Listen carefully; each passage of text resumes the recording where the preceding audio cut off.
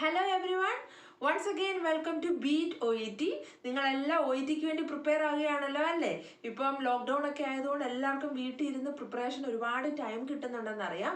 ആരും ഒട്ടും time waste ചെയ്യാതെ കൂടുതൽ റീഡിങ്ങും ലിസണിങ്ങും സ്പീക്കിങ്ങും റൈറ്റിങ്ങും എല്ലാം ചെയ്തു നോക്കണം. എല്ലാ മൊഡ്യൂളിനും അതിൻ്റെതായ സ്പെഷ്യാലിറ്റി ഉണ്ട്. അപ്പോൾ ഒരു മൊഡ്യൂൾ നല്ല എളുപ്പമാണെന്ന് വെച്ച് അതിനെ കംപ്ലീറ്റ് ആയിട്ട് അവോയ്ഡ് ചെയ്യല്ലേ. അപ്പോൾ ഡെയിലി 4 മൊഡ്യൂൾ നിങ്ങൾ പ്രാക്ടീസ് ചെയ്യണം. ഓക്കെ, അപ്പോൾ ഇന്ന് നമ്മൾ ബീറ്റ് OETയിലൂടെ OET റീഡിങ് എങ്ങനെ എളുപ്പമാക്കാമെന്നാണ് നോക്കുന്നത്. ഒരുപാട് കുട്ടികൾക്ക് OET റീഡിങ്ങിൽ ഭയങ്കര കൺഫ്യൂഷനുമാണ്, ടഫുമാണ്. പല കുട്ടികൾക്കും OET റീഡിങ് ബി ഗ്രേഡ് കിട്ടാതെ പോകുന്നുണ്ട്. അപ്പോൾ ഇന്ന് നമ്മൾ OET റീഡിങ്ങിൽ എസ്പെഷ്യലി പാർട്ട് എയെ കുറിച്ചാണ് നോക്കുന്നത്. പാർട്ട് എ വളരെ എളുപ്പമാണ്, നിങ്ങൾക്ക് അതിനകത്ത് ഫുൾ മാർക്ക് സ്കോർ ചെയ്യാവുന്നതേ ഉള്ളൂ. അപ്പോൾ അതെങ്ങനെ നമുക്ക് 20 ഔട്ട് ഓഫ് 20 പാർട്ട് എയിൽ സ്കോർ ചെയ്യാമെന്ന് നോക്കിയാലോ? Come on, let us start. നിങ്ങൾക്ക് എല്ലാവർക്കും അറിയാം OET റീഡിങ്ങിൽ നമുക്ക് ടോട്ടൽ 42 ക്വസ്റ്റ്യൻസ് ആണുള്ളത്. അതിനെ പാർട്ട് എ ബി സി എന്നും പറഞ്ഞ് 3 ആയിട്ട് ഡിവൈഡ് ചെയ്തിട്ടുണ്ട്. ഇവിടെ പാർട്ട് ബിയും സിയും നമുക്ക് മൾട്ടിപ്പിൾ ചോയ്സസ് ആയതുകൊണ്ട് നിങ്ങൾക്ക് കറക്കി കുത്തി ആയാലും ഒരു ഓപ്ഷൻ അവിടെ എഴുതാൻ പറ്റും ഇല്ലേ? അതേസമയം പാർട്ട് എ അങ്ങനെയാണോ? അല്ല, നിങ്ങളത് നല്ലവണ്ണം റീഡ് ചെയ്തിട്ട് തന്നെ വേണം. അവിടെ ഷോർട്ട് ആൻസർ ക്വസ്റ്റ്യൻസ് ഉണ്ട്, ഫില്ലിംഗ് ദ ബ്ലാങ്ക്സ് ഉണ്ട്. അപ്പം നിങ്ങൾ റീഡ് ചെയ്യേണ്ടത് വളരെ അത്യാവശ്യമാണ്. പക്ഷേ പാർട്ട് എ പാർട്ട് ബിയെയും സിയെയും സംബന്ധിച്ചിടത്തോളം വളരെ ഈസി ആയിട്ടുള്ള ഒരു ഭാഗമാണ് പാർട്ട് എ. അവിടെ നിങ്ങൾക്ക് ടോട്ടൽ 20 ക്വസ്റ്റ്യൻസ് ഉണ്ട്. അവിടെ 20 ഔട്ട് ഓഫ് 20 നിങ്ങൾ സ്കോർ ചെയ്യുകയാണെങ്കിൽ നിങ്ങൾക്ക് OET റീഡിങ്ങിൽ ഈസി ആയിട്ട് സ്കോർ ബി, നിങ്ങളുടെ ഗ്രേഡ് ബി ആക്കാൻ പറ്റും. ഓക്കെ, അപ്പൊ നമുക്ക് നോക്കാം അത് എങ്ങനെയാണെന്നുള്ളത്. പാർട്ട് എ എന്ന് പറഞ്ഞാൽ നിങ്ങൾക്ക് ഒരു സിംഗിൾ ടോപ്പിക്കിനെ കുറിച്ചുള്ള 4 പാരഗ്രാഫുകൾ 4 ടെക്സ്റ്റുകളായിരിക്കും തന്നിട്ടുള്ളത്. അത് വളരെ ഈസി ആയിട്ട് നമ്മുടെ മെഡിക്കൽ റിലേറ്റഡ് ടോപ്പിക്കുകളായിരിക്കും അതിനകത്തുള്ളത്. ഫോർ എക്സാമ്പിൾ ഇപ്പോൾ പാരസെറ്റമോൾ ഓവർഡോസ് ആയിരിക്കും, അല്ലെങ്കിൽ ടെറ്റനസ് എന്നുള്ളൊരു ഡിസീസ് കണ്ടീഷൻ ആയിരിക്കും, അല്ലെങ്കിൽ ഒരു പ്രൊസീജിയർ ആയിരിക്കും. ഇപ്പോൾ NG ട്യൂബ് ഇൻസേർഷനോ യൂറിനറി കത്തീറ്റർ ഇൻസേർഷനോ അല്ലെ ആസ്മയെ കുറിച്ചോ അല്ലെ ഇൻഹലേഷൻ മെഡിക്കേഷൻസിനെ കുറിച്ചോ എന്തുവാകാം. ഓക്കെ, നമുക്ക് നമ്മളുടെ മെഡിക്കലി നമുക്ക് വളരെ പരിചയമായിട്ടുള്ള വളരെ സിമ്പിളായിട്ടുള്ള ടോപ്പിക്കുകളായിരിക്കും അവർ ചോദിക്കുന്നത്. അതും ഒത്തിരി വൊക്കാബുലറീസ് ഒന്നും നമുക്ക് അറിയാൻ പറ്റാത്തതായിട്ടൊന്നുമില്ല. വളരെ സിമ്പിൾ വൊക്കാബുലറീസ് യൂസ് ചെയ്തുകൊണ്ട് മാത്രം എഴുതിയിട്ടുള്ള 4 ടെക്സ്റ്റുകളായിരിക്കും. അപ്പോൾ ഈ 4 ടെക്സ്റ്റുകളുടെ പ്രത്യേകത, നമുക്ക് ഓൾറെഡി ഇതിലെ പല ടോപ്പിക്കുകളുടെ ആൻസറുകൾ മനസ്സിൽ അറിയാവുന്നതായിരിക്കും. ചില ആൻസറുകളൊക്കെ നമുക്ക് ഊഹിച്ചെഴുതാവുന്നതേ ഉള്ളൂ. അതുകൊണ്ട് പാർട്ട് എയെ കുറിച്ച് വളരെ പാടുള്ളതാണെന്ന് ആരും നിങ്ങൾ വിചാരിക്കേണ്ട ആവശ്യമില്ല. പാർട്ട് എ വളരെ ഈസി ആയിട്ട് നിങ്ങൾക്ക് ഫുള്ള് സ്കോർ വാങ്ങിക്കാവുന്ന ഒരു പാർട്ടാണ് പാർട്ട് എ എന്ന് പറയുന്നത്. പക്ഷേ ഇവിടുത്തെ കുഴപ്പം എന്താ? നമുക്ക് 20 ക്വസ്റ്റ്യൻസ് ഇവിടെ ആൻസർ ചെയ്യണം. അത് 15 മിനിറ്റ്സേ നമുക്ക് കിട്ടുന്നുള്ളൂ.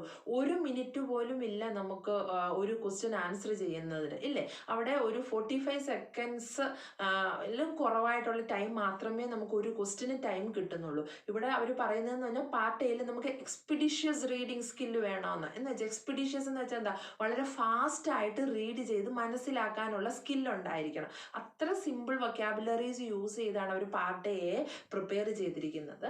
അപ്പോൾ ഇവിടെ ഒന്നാമത്തെ ടിപ്പെന്ന് എനിക്ക് നിങ്ങളോട് പറയാനുള്ളത് പ്രാക്ടീസ് ചെയ്യുക എന്നുള്ളതാണ്. റീഡിങ്ങിനായാലും ലിസണിങ്ങിനായാലും ഏറ്റവും കൂടുതൽ വേണ്ടത് പ്രാക്ടീസ് ആണ്. സോ ഫസ്റ്റ് ടിപ്പ് എന്ന് പറയുന്നത് പ്രാക്ടീസ് പ്രാക്ടീസ് പ്രാക്ടീസ് മാത്രമാണ്. ഇതിപ്പോൾ നിങ്ങൾ വിചാരിക്കും ഈ റീഡിങ്ങിൻ്റെ ടോപ്പിക്ക് മാത്രം എടുത്ത് പ്രാക്ടീസ് ചെയ്താൽ മതിയോ എന്ന്. അല്ല, OETക്ക് നിങ്ങൾ പ്രിപ്പയർ ചെയ്യുമ്പോൾ എപ്പോഴും ആലോചിക്കുക, ഇംഗ്ലീഷിൽ എന്ത് നിങ്ങളുടെ കയ്യിൽ കിട്ടിയാലും, ഒരു ന്യൂസ് പേപ്പർ ആവട്ടെ, ഇപ്പം എന്തെങ്കിലും ഒരു ചെറിയ പാർട്ട് ഓഫ് പേപ്പർ കിട്ടി അതിനകത്തുള്ള ഒരു ഇംഗ്ലീഷിൽ ഒരു പാരഗ്രാഫ് നിങ്ങൾ കാണുകയാണെങ്കിൽ അത് റീഡ് ചെയ്ത് ഡിക്ഷണറി ഉപയോഗിച്ച് ഓരോ വേർഡിൻ്റെയും മീനിങ് കണ്ടുപിടിച്ച് ആ ഫുൾ പാരഗ്രാഫ് എന്താണ് ഉദ്ദേശിക്കുന്നതെന്ന് നിങ്ങൾ മനസ്സിലാക്കണം. അല്ലാതെ OET റീഡിങ്ങിൻ്റെ കുറേ ക്വസ്റ്റ്യൻസ് മാത്രം പ്രാക്ടീസ് ചെയ്യണമെന്നല്ല. റീഡിങ്ങിൻ്റെ നമ്മളുടെ സ്കില്ല് വർദ്ധിക്കണമെങ്കിൽ എന്ത് ഇംഗ്ലീഷിൽ നിങ്ങൾ കാണുന്നു അതെല്ലാം വായിച്ച് മനസ്സിലാക്കാനുള്ള കഴിവ് നിങ്ങൾ ഉണ്ടാക്കിയെടുക്കണം. ഓക്കെ, ചെറിയ ചെറിയ സ്റ്റോറീസ് ആവട്ടെ, ചെറിയ ചെറിയ ന്യൂസ് പേപ്പറിലെ എന്തെങ്കിലും ഹെഡിങ് ആകട്ടെ, എല്ലാം നിങ്ങൾ വായിക്കണം. അതിനുള്ള ഇൻട്രസ്റ്റ് നിങ്ങൾ കാണിക്കണം. അല്ലാതെ ഈ റീഡിങ് മെറ്റീരിയൽസ് മാത്രം പ്രാക്ടീസ് ചെയ്തുകൊണ്ടിരിക്കരുത്.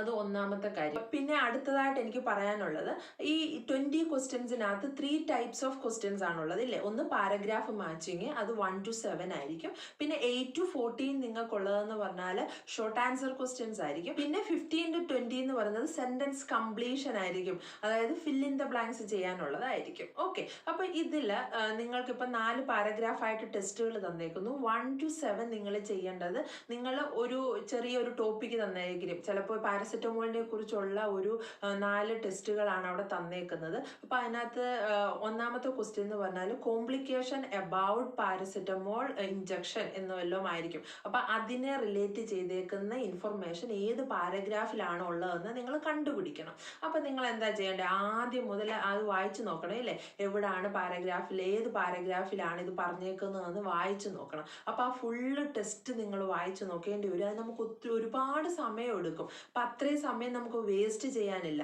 അതുകൊണ്ട് തന്നെ എനിക്ക് നിങ്ങളോട് പറയാനുള്ളത്, ഈ പാരഗ്രാഫ് മാച്ചിങ് എന്നുള്ള 1 to 7 നിങ്ങൾ അവിടെ ലീവ് ചെയ്തിട്ട് ആ സമയത്ത് നിങ്ങൾ പ്രാക്ടീസ് ചെയ്യുമ്പോൾ നിങ്ങൾ ചെയ്യേണ്ടത് 8 തൊട്ട് ആൻസർ ചെയ്യാൻ നോക്കണം. ഓക്കെ, ഷോർട്ട് ആൻസറും ഫില്ലിംഗ് ദ ബ്ലാങ്ക്സും ആദ്യം നിങ്ങൾ ആൻസർ ചെയ്യാൻ നോക്കണം.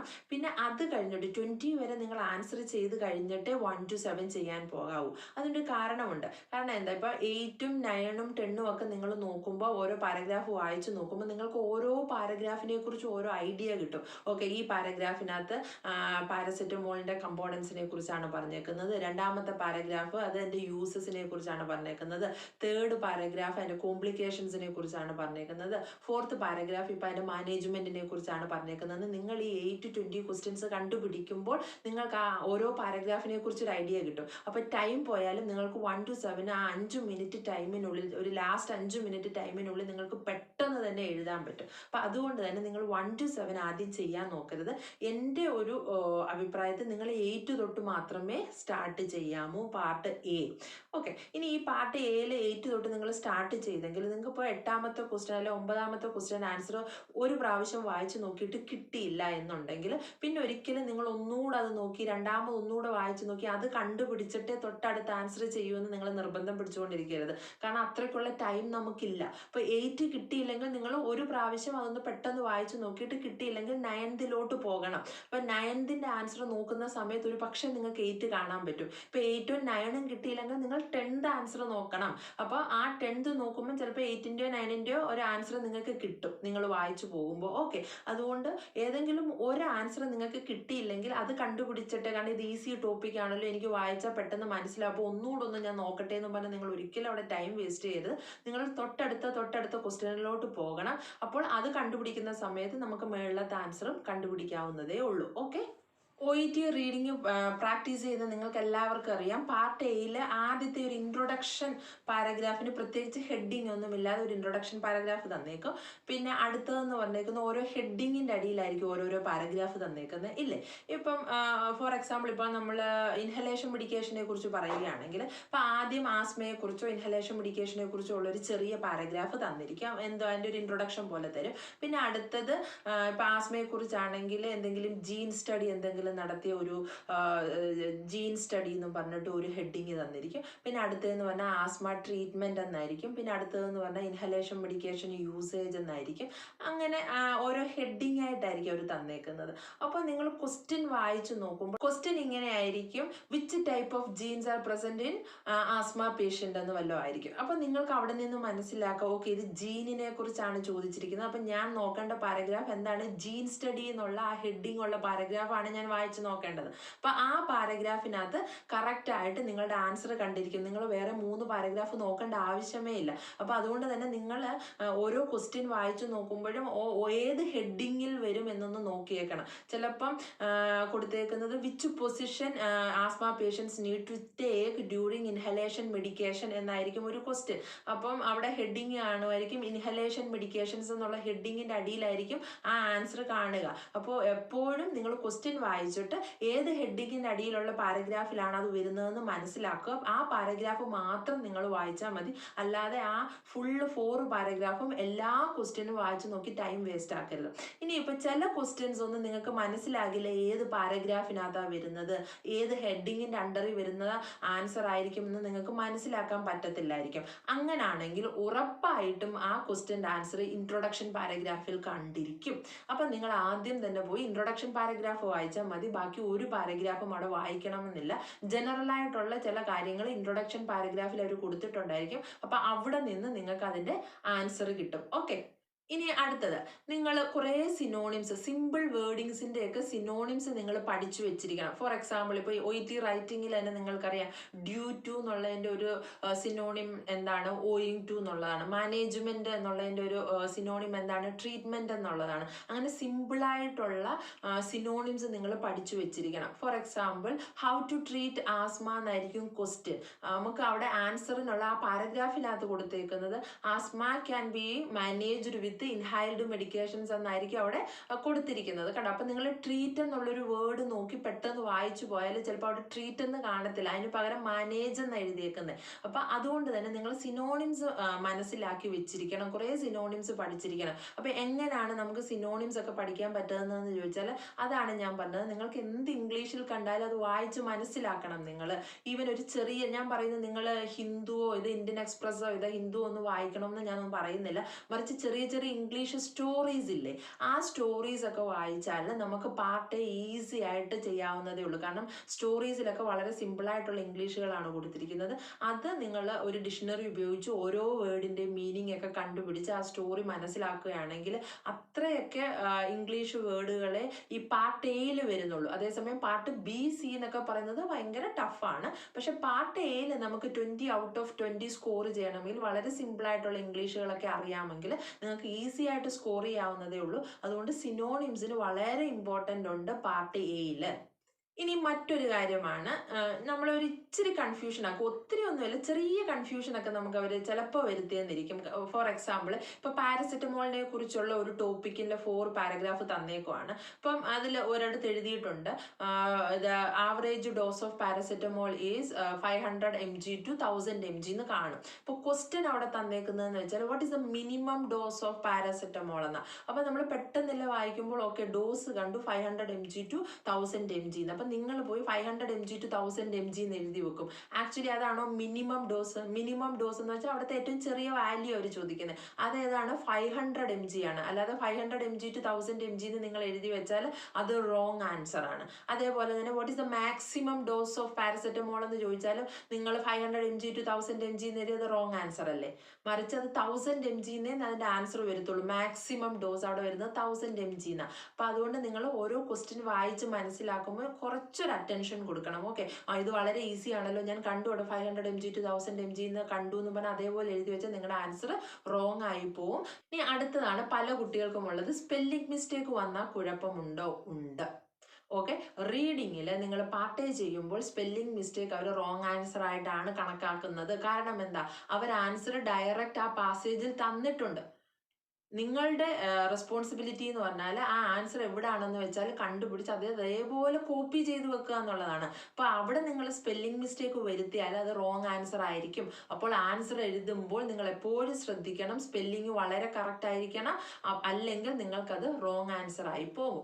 പിന്നെ മറ്റ് ചില കുട്ടികളുടെ ഡൗട്ടാണ്, നമ്മൾ ക്യാപിറ്റൽ ലെറ്റർ എഴുതുന്നതിന് കുഴപ്പമുണ്ടോ, സ്മോൾ ലെറ്റർ എഴുതുന്നതിന് കുഴപ്പമുണ്ടോ? അതൊരു വലിയ വിഷയമായിട്ട് നിങ്ങൾ എടുക്കണ്ട. നിങ്ങൾ ക്യാപിറ്റൽ ലെറ്ററിലാണ് എഴുതുന്നതെങ്കിൽ ക്യാപിറ്റൽ ലെറ്ററിൽ എഴുതിക്കോ, സ്മോൾ ലെറ്ററിലാണെങ്കിൽ സ്മോൾ ലെറ്ററിൽ എഴുതിക്കോ. പക്ഷേ ഇടയ്ക്ക് കയറ്റി ക്യാപിറ്റലും സ്മോളൂടെ മിക്സ് ചെയ്തൊന്നും എഴുതരുത്. ഫോർ എക്സാമ്പിൾ ഇപ്പോൾ പാരസെറ്റമോൾ എന്ന് തന്നെ നിങ്ങൾ എഴുതുവാണെങ്കിൽ നിങ്ങളിപ്പോൾ P സ്മോൾ ലെറ്റർ എഴുതിയിട്ട് A ക്യാപിറ്റൽ ലെറ്റർ, പിന്നെ R സ്മോൾ ലെറ്റർ, പിന്നെ അടുത്ത A ക്യാപിറ്റൽ ലെറ്റർ, അങ്ങനെ മിക്സ് ചെയ്ത് എഴുതരുത്. ഓക്കെ, നിങ്ങൾ സ്മോൾ ലെറ്റർ എങ്കിൽ full small letter, capital letter എങ്കിൽ ഫുള്ള് ക്യാപിറ്റൽ ലെറ്റർ. അതല്ല, ആ ആൻസറിൻ്റെ ആ വേർഡിൻ്റെ ഫസ്റ്റ് വേർഡ് നിങ്ങൾ ക്യാപിറ്റൽ എഴുതിയിട്ട് ബാക്കിയെല്ലാം സ്മോൾ ലെറ്ററിലാണെങ്കിൽ അങ്ങനെ ആയാലും കുഴപ്പമില്ല. പിന്നെ നിങ്ങൾക്കറിയാമല്ലോ, നമ്മളൊരു സെൻറ്റൻസിൻ്റെ തുടക്കത്തിലാണ് ഇപ്പോൾ ആൻസർ വരുന്നത്. ഇപ്പോൾ ഫില്ലിംഗ് ദ ബ്ലാങ്ക്സ് ഒക്കെ സെൻറ്റൻസ് കംപ്ലീഷനൊക്കെ ഡാഷ് കഴിഞ്ഞിട്ടായിരിക്കും ബാക്കി ക്വസ്റ്റ്യൻ കൊടുത്തേക്കുന്നത്. അപ്പോൾ ആൻസർ വരുന്നത് ആ സെൻറ്റൻസിൻ്റെ ഫസ്റ്റ് ആയിരിക്കും. അപ്പോൾ അവിടെ ആ വേർഡിൻ്റെ ഫസ്റ്റ് ലെറ്റർ ക്യാപിറ്റൽ ലെറ്റർ എഴുതുന്നത് നല്ലതായിരിക്കും. ഇനി അങ്ങനെ എഴുതിയില്ലെങ്കിൽ അത് നിങ്ങൾക്ക് റോങ് ആൻസർ ആയിട്ടൊന്നും പോകത്തില്ല. നിങ്ങൾ ക്യാപിറ്റൽ സ്മോൾ ലെറ്റർ ഒന്നും ആലോചിച്ച് ടെൻഷൻ അടിക്കുകയൊന്നും വേണ്ട. ഓക്കെ, പിന്നെ അടുത്തതെന്ന് പറഞ്ഞാൽ ഷോർട്ട് ഫോം യൂസ് ചെയ്യാമോ എന്നുള്ളതാണ്. അപ്പം എൻ്റെ ഒരു അഭിപ്രായത്തിൽ നിങ്ങളുടെ ആൻസറിൽ ഷോർട്ട് ഫോം, ഇപ്പോൾ DM എന്നോ ഹൈപ്പർ ടെൻഷനോ CVA എന്നോ അങ്ങനെയൊക്കെ തന്നിട്ടുണ്ടെങ്കിൽ ആ ആൻസർ ഉള്ള സ്ഥലത്ത് അത് ഷോർട്ട് ഫോം ആയിട്ടാണെങ്കിൽ അത് നിങ്ങൾക്ക് ഷോർട്ട് ഫോം ആയിട്ട് ഇവിടെ എഴുതാം.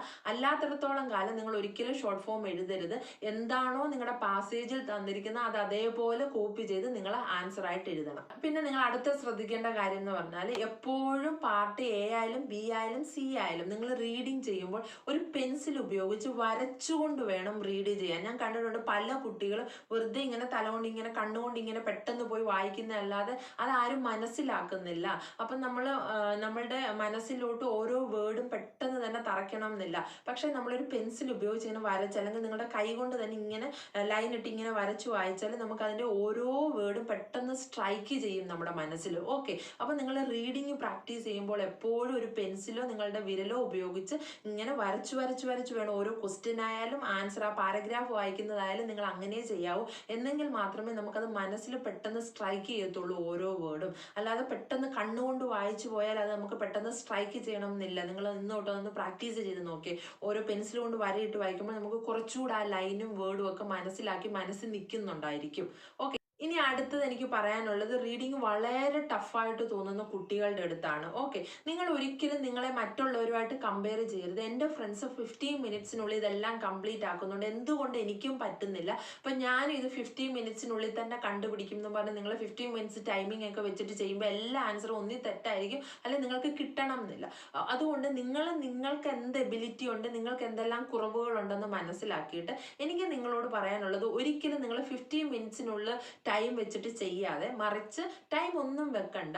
ഈ 20 ക്വസ്റ്റ്യൻ്റെ ആൻസർ ശരിയായിട്ട് എനിക്ക് കണ്ടുപിടിക്കാൻ പറ്റണം എന്ന് പറഞ്ഞിട്ട് ചിലപ്പോൾ നിങ്ങൾ അരമണിക്കൂർ എടുക്കും, 1 മണിക്കൂർ എടുക്കും, 2 മണിക്കൂർ എടുക്കും.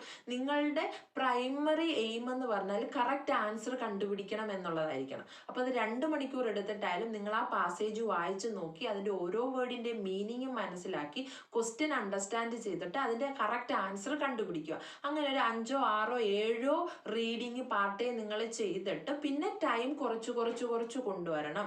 നിങ്ങൾ എത്രമാത്രം സ്പീഡിൽ ചെയ്യുന്നു എന്നുള്ളത് അത് രണ്ടാമത്തെ കാര്യമാണ്. നമ്മുടെ പ്രൈമറി എയിം എന്ന് പറയുന്നത് എന്താണ്? നമുക്ക് കറക്റ്റ് ആൻസർ കിട്ടുക എന്നുള്ളതാണ്. സോ മറ്റുള്ളവരെ നോക്കി 15 മിനിറ്റ്സിനുള്ളിൽ തന്നെ എനിക്കും ചെയ്യണം എന്ന് നിങ്ങൾ നിർബന്ധം പിടിക്കാതെ നിങ്ങളുടെ ടൈം റേഞ്ച് കുറച്ചുകൂടെ കൂട്ടി വെക്കുക. പിന്നെ പതുക്കെ അത് കുറച്ചു കൊണ്ടുവരിക എന്നുള്ളതാണ്. ഓക്കെ, നമ്മൾക്ക് ഏറ്റവും അത്യാവശ്യം എന്ന് പറഞ്ഞാൽ കുറേ എന്തൊക്കെയോ അങ്ങ് ചെയ്തു കൂട്ടുക എന്നുള്ളതല്ല, മറിച്ച് നിങ്ങൾ ഓരോ പാരഗ്രാഫ്, ഓരോ കാര്യങ്ങളും മനസ്സിലാക്കി എത്രമാത്രം നിങ്ങളത് മനസ്സിലാക്കി ചെയ്യുന്നു എന്നുള്ളിടത്താണ് നിങ്ങളുടെ വിജയം. ഓക്കെ, അപ്പോൾ ഇച്ചിരി സമയം എടുത്ത് തന്നെ, നിങ്ങൾ ആദ്യ സമയങ്ങളിൽ സമയം എടുത്ത് തന്നെ പ്രാക്ടീസ് ചെയ്യുക, കറക്റ്റ് ആൻസർ കണ്ടുപിടിക്കുക. പിന്നെ തിരിച്ച് നിങ്ങൾ സമയം കുറച്ച് കൊണ്ടുവന്ന് നിങ്ങളെ അതിന് പ്രിപ്പയർ ആക്കുക എന്നുള്ളതാണ്. ഓക്കെ, അപ്പോൾ ഇന്നത്തെ ടിപ്സുകളും കാര്യങ്ങളും ഒക്കെ നിങ്ങൾക്ക് മനസ്സിലായെന്ന് വിചാരിക്കുന്നു. സോ ഇന്നു മുതൽ നിങ്ങൾ റീഡിങ് പാർട്ട് എ ചെയ്യുമ്പോൾ ഈ ടിപ്സുകളെല്ലാം യൂസ് ചെയ്യണം. ഞാൻ ഒന്നുകൂടി നിങ്ങളെ റീഅഷ്വർ ചെയ്യുകയാണ്, പാർട്ട് എ എന്ന് പറയുന്നത് വളരെ ഈസി ആയിട്ടുള്ള ടോപ്പിക്കുകളാണ്. നിങ്ങൾ ഒരുപാട് പ്രാക്ടീസ് ചെയ്താൽ നിങ്ങൾക്ക് നേടിയെടുക്കാവുന്നതേ ഉള്ളൂ 20 ഔട്ട് ഓഫ് 20. ഇവിടെ 20 ഔട്ട് ഓഫ് 20 നിങ്ങൾക്ക് കിട്ടിയാൽ റീഡിങ് വളരെ ഈസി ആയിട്ട് ബി സ്കോർ നിങ്ങൾക്ക് കിട്ടാവുന്നതേ ഉള്ളൂ. സോ പ്ലീസ് ഇന്ന് മുതൽ നിങ്ങൾ ഈ ടിപ്സ് ഒക്കെ തന്നെ യൂസ് ചെയ്തിട്ട് പാർട്ട് എ നല്ലവണ്ണം പ്രാക്ടീസ് ചെയ്യുക. സോ നിങ്ങൾക്ക് ഉറപ്പായിട്ടും പാർട്ട് എ കംപ്ലീറ്റ് ആൻസറും ശരിയാക്കാവുന്നതേ ഉള്ളൂ. സോ ഇന്നത്തെ വീഡിയോ ഇഷ്ടപ്പെട്ടെങ്കിൽ നിങ്ങൾ സബ്സ്ക്രൈബ് ചെയ്യുക എൻ്റെ ചാനൽ, നിങ്ങളുടെ ഫ്രണ്ട്സുമായിട്ടെല്ലാം ഷെയർ ചെയ്യുക. താഴത്തെ ബെല്ലൈക്കൺ ക്ലിക്ക് ചെയ്താൽ എൻ്റെ ഫ്യൂച്ചർ വീഡിയോസിൻ്റെ എല്ലാ നോട്ടിഫിക്കേഷൻ നിങ്ങൾക്ക് കിട്ടുന്നതാണ്. സോ ഇന്നത്തേക്ക് ബൈ ബൈ.